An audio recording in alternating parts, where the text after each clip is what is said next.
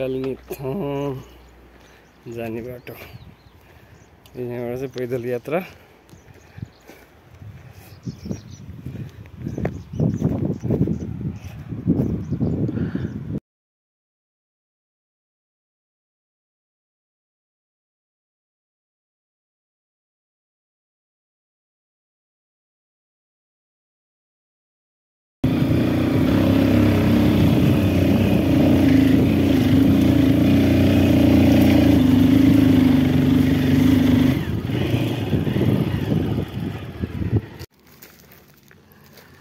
त्यो कङ्कालिनी थान राइसिङ, यो बितलबको पुरानो हाम्रो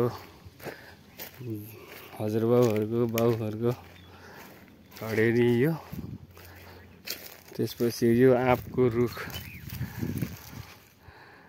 अन्तरे हजुरबाहरूको र हाम्रो आदि रे यहाँनिर सँगसँगै जोडिएको। यतापट्टि हाम्रो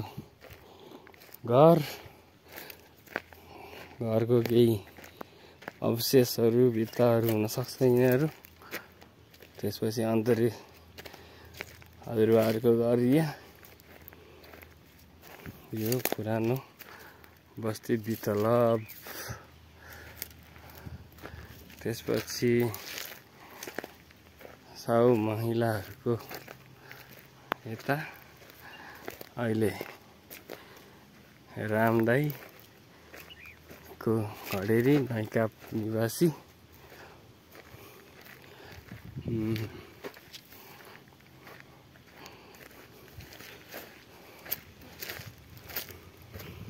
रोजनाथ दाईले बनाउनु भएको घर हजुरबाउ जिजेबाउहरूको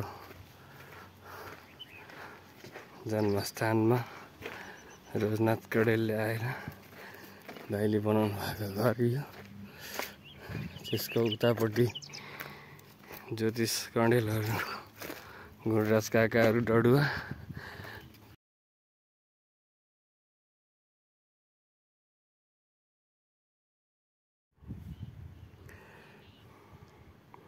यो बितलबबाट देखिएको मलेखु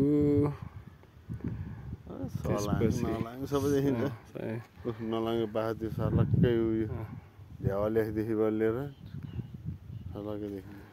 कुम्पुर सर्लक्कै देखिन्छ। कुम्पुर त्यो यता गजुरी देखेको बजार गजुरी।